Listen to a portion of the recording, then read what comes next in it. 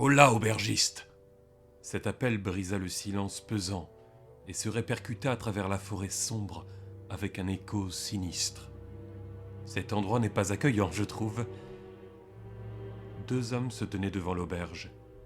Construite en rondins épais, basse, tout en longueur, elle semblait pleine de coins et de recoins.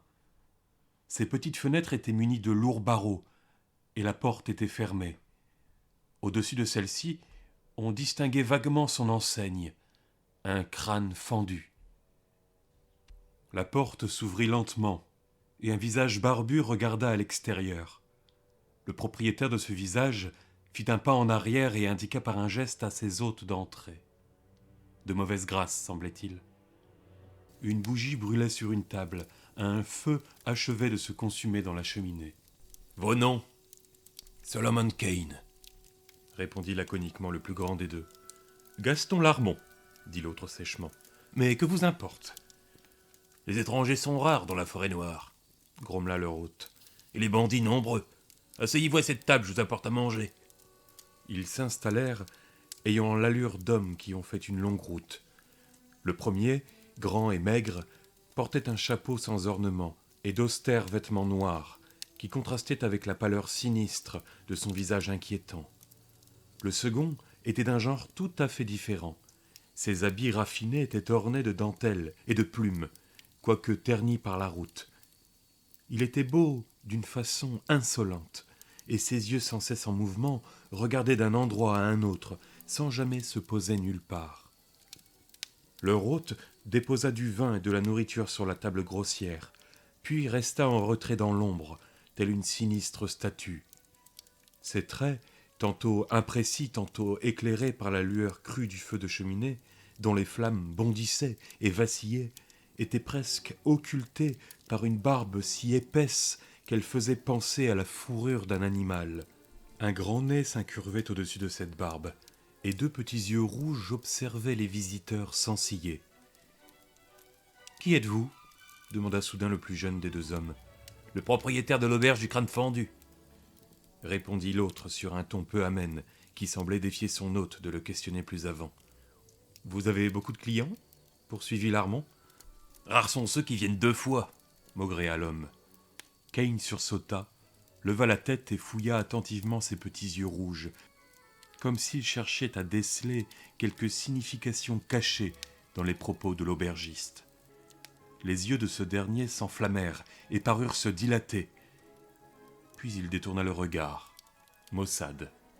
« Je vais me coucher » annonça Kane brusquement, décidant de mettre fin à son repas. « Je dois reprendre la route à l'aube. »« Et moi aussi » ajouta le Français. « Aubergiste, conduis-nous à nos chambres. » Il s'arrêta devant une porte, indiquant que c'était là qu'il dormirait.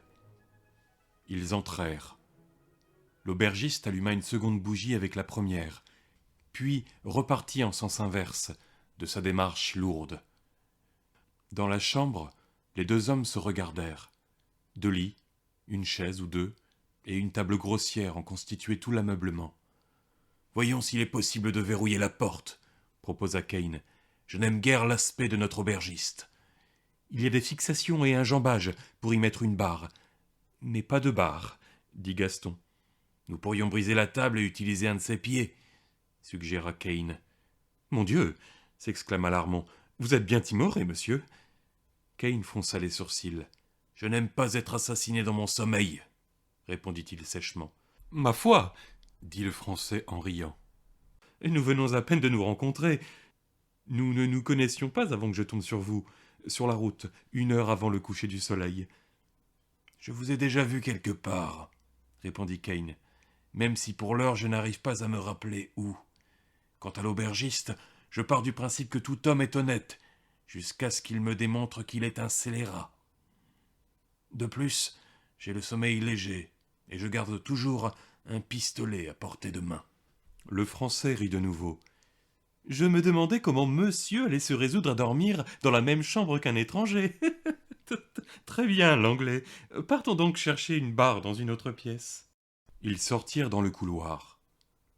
Un silence absolu régnait, et la petite bougie brillait d'une lueur rouge et maléfique dans les ténèbres épaisses. Notre aubergiste n'a ni hôte ni serviteur, marmonna Solomon Kane. Une bien étrange auberge. Quel est son nom déjà? Ces mots allemands ne me viennent pas facilement. Le crâne fendu? Voilà qui est bien sinistre, ma foi. Ils essayèrent les chambres voisines, mais n'y trouvèrent aucune barre. Ils arrivèrent finalement dans la dernière au bout du couloir. Ils entrèrent. La pièce était aménagée comme les autres, mais sa porte était percée d'une petite grille et fermée de l'extérieur au moyen d'un lourd verrou fixé à l'un des montants. Ils actionnèrent celui-ci et regardèrent à l'intérieur. « Il devrait y avoir une fenêtre donnant au dehors, mais ce n'est pas le cas, » marmonna Kane.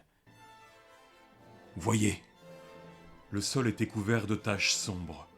Les murs et l'unique lit de la pièce semblaient avoir été attaqués à coups de hache par endroits, et de gros éclats de bois en avaient été arrachés. « Des hommes sont morts ici, » dit Kane sombrement. « Ne serait-ce pas une barre que j'aperçois là-bas, sur le mur ?»« Effectivement, mais elle est solidement fixée, » répondit le Français en tirant dessus. Un pan de la paroi pivota vers l'arrière, et Gaston poussa une exclamation. Il venait de découvrir une petite salle secrète, et les deux hommes se penchèrent sur la chose sinistre qui gisait là. « Un squelette humain ?» s'exclama Gaston. « Et voyez comment les os de sa jambe sont enchaînés au sol. Il a été emprisonné ici, et y est mort. »« Non, dit Kane, le crâne est fendu. Il me semble que notre hôte avait une sinistre raison pour donner ce nom à son auberge infernale. Cet homme, tout comme nous, était sans doute un voyageur qui est tombé entre les mains de ce démon. »« C'est probable, » répondit Gaston sans montrer beaucoup d'intérêt. Il s'appliquait sans réelle conviction à essayer d'ôter le gros anneau de fer. N'y parvenant pas, il dégaina son épée, et faisant preuve d'une force remarquable, il sectionna un maillon entre la jambe et un autre anneau profondément enchâssé dans les rondins. « Quel besoin avait-il d'enchaîner un squelette au sol ?» se demanda le Français à voix haute. « Morbleu, c'est gâcher une bonne chaîne. Voilà, monsieur, déclara-t-il en s'adressant ironiquement aux ossements blancs. Je vous ai libéré et vous êtes libre d'aller où vous le souhaitez. »« Il suffit !» dit Kane d'une voix sévère. « Il ne peut rien advenir de bon à se moquer des morts. »« Les morts devraient pouvoir se défendre eux-mêmes, » s'exclama Larmont en riant. « D'une façon ou d'une autre, je tuerai l'homme qui me tuera, même si mon corps doit remonter de 40 brasses sous la surface de l'océan pour y parvenir. » Kane avança vers la porte d'entrée après avoir refermé le réduit secret derrière lui. Il ne goûtait guère ces propos qui fleuraient le satanisme et la sorcellerie, et il avait hâte de confronter l'aubergiste à la preuve de sa culpabilité. Alors qu'il tournait le dos au Français, il sentit le contact de l'acier froid sur sa nuque et sut que le canon d'un pistolet était pressé contre sa chair. « Pas un geste, monsieur !» monta la voix douce et suave. « Ne bougez pas ou votre peu de cervelle éclaboussera les murs. » Le puritain fulminant resta les bras en l'air, tandis que Larmont le soulageait de ses armes à feu et de l'épée qui pendait à son fourreau. « Vous pouvez vous retourner à présent, » dit Gaston, faisant un pas en arrière. Kane jeta un regard sur son fringant compagnon, désormais tête nue, son chapeau dans une main, un long pistolet prêt à tirer dans l'autre. « Gaston le boucher !» s'exclama sombrement l'Anglais. « Fou que j'ai été de faire confiance à un Français. Vous êtes bien loin de chez vous, assassin. Je me souviens de vous maintenant que vous n'avez plus votre satané chapeau à large bord. Je vous ai vu à Calais il y a quelques années. »« Exactement. Et vous ne me reverrez plus après aujourd'hui. » »« Qu'était-ce ?»« Des rats qui explorent le squelette, » répondit Kane, regardant le bandit tel un faucon, à l'affût de la moindre oscillation du museau noir de l'arme. C'était un cliquetis d'ossements. « Vous avez sans doute raison, » acquiesça Larmont. « Voyez-vous, monsieur Kane, je sais que vous avez sur votre personne une somme d'argent importante. Je pensais attendre que vous soyez endormi pour vous tuer, mais l'occasion s'est présentée et je l'ai saisie. Vous êtes facile à berner. » « Je ne croyais vraiment pas avoir à craindre un homme avec qui j'ai rompu le pain, » déclara Kane d'une voix grave qui trahissait la rage qui le consumait. Le bandit éclata d'un rire cynique. Ses yeux s'étrécirent comme il reculait lentement vers la porte d'entrée. Les muscles de Kane se crispèrent involontairement. Il se ramassa sur lui-même, tel un grand loup, se préparant à un dernier assaut désespéré. Mais la main de Gaston était d'acier, et le pistolet ne trembla à aucun moment. « Ne comptez pas sauter sur moi après le coup de feu, monsieur, » déclara Gaston. « Restez immobile. J'ai déjà vu des hommes se faire tuer par des moribonds et souhaite conserver une distance respectable entre vous et moi, afin d'éviter cette éventualité. Sur ma foi, je vais tirer. Vous pousserez un rugissement et bondirez. Mais vous serez mort avant que vos mains nues m'atteignent, et notre aubergiste aura un second squelette dans son alcôve. Du moins, si je ne le tue pas. Cet imbécile ne me connaît pas. Je ne l'ai jamais vu. Et de plus... » Le Français était à présent sur le seuil, tenant l'Anglais en joue. La bougie posée dans une niche murale répandait une étrange lueur vacillante qui n'allait pas au-delà de la porte d'entrée.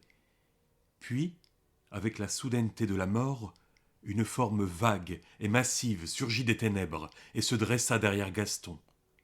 Une lame étincelante s'abattit. Le Français tomba à genoux, terrassé comme un bœuf, sa cervelle suintant de son crâne fendu. Au-dessus de lui se tenait la silhouette de l'aubergiste, une vision sauvage et terrifiante, agrippant encore le poignard avec lequel il avait tué le brigand. « Oh, oh !» rugit-il. « Arrière !» Kane avait bondi au moment où Gaston s'était écroulé à terre, mais le tavernier lui colla sur le visage le long pistolet qu'il brandissait dans sa main gauche. « Arrière !» répéta-t-il en rugissant comme un tigre. Kane recula, s'éloignant de cette arme qui le menaçait et de la démence qui brûlait au fond de ses yeux rouges. L'Anglais resta silencieux, mais ses poils se hérissèrent. Il pressentait qu'il était confronté à une menace bien plus grande et sinistre qu'avait représenté le Français. Il y avait quelque chose d'inhumain chez cet homme qui se balançait à présent d'avant en arrière, tel quelque grosse bête de la forêt, tandis que retentissait de nouveau son rire sans joie. « Gaston le boucher !» cria-t-il en donnant un coup de pied dans le cadavre au sol. « Oh, oh, oh, tu ne chasseras plus, mon cher brigand. J'avais entendu dire que cet imbécile était dans la forêt noire. Il cherchait de l'or et n'a trouvé que la mort. Ton or est désormais mien, et plus que ça. La vengeance. Je ne suis pas votre ennemi, déclara Kane calmement. Tous les hommes sont mes ennemis. Regarde les marques sur mes poignets, vois celles sur mes chevilles, et gravé dans mon dos le baiser du Knut.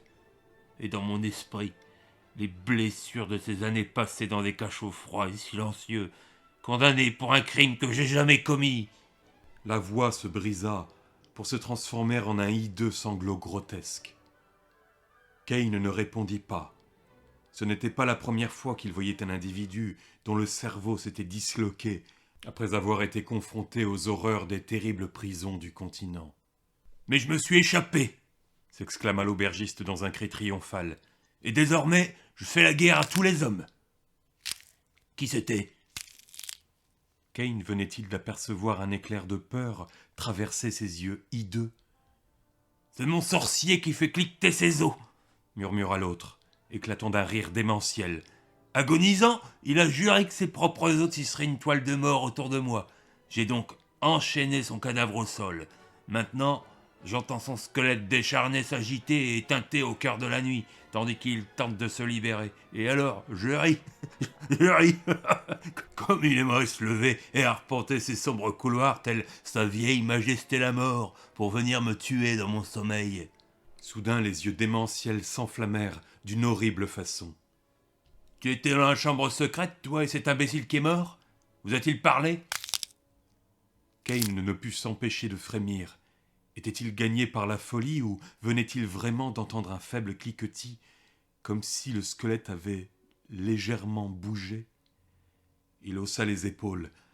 Les rats sont capables de s'attaquer à ces ossements poussiéreux. L'aubergiste riait de nouveau. Il contourna Kane, le gardant en joue, et il ouvrit la porte de sa main libre.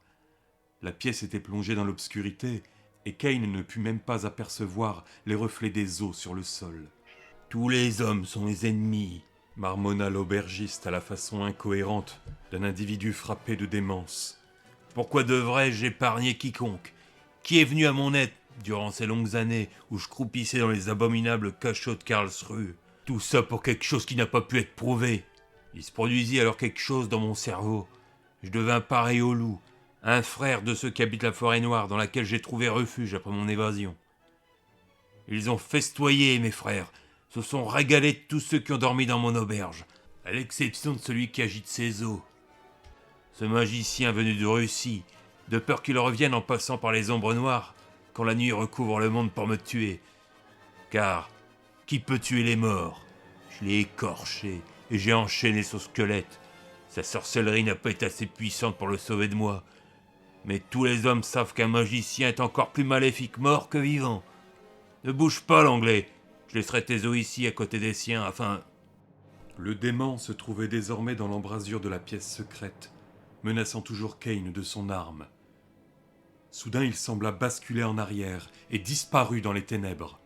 Au même instant, un violent courant d'air s'engouffra dans le couloir et la porte se ferma en claquant. La bougie dans sa niche vacilla et s'éteignit.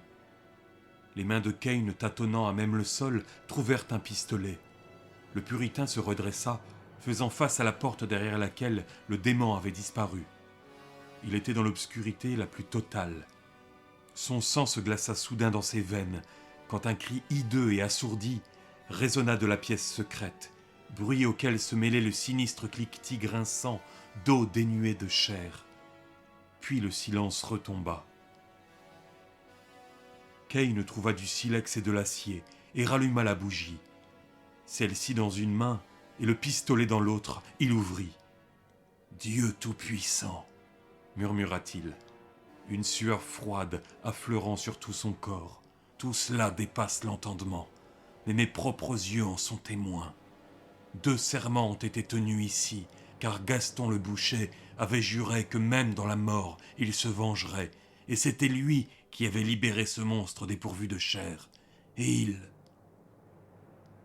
L'aubergiste du crâne fendu gisait sans vie sur le sol de la pièce secrète, ses traits bestiaux déformés par une terreur innommable. Dans sa nuque brisée étaient profondément enfoncés les doigts blancs et décharnés du squelette sorcier.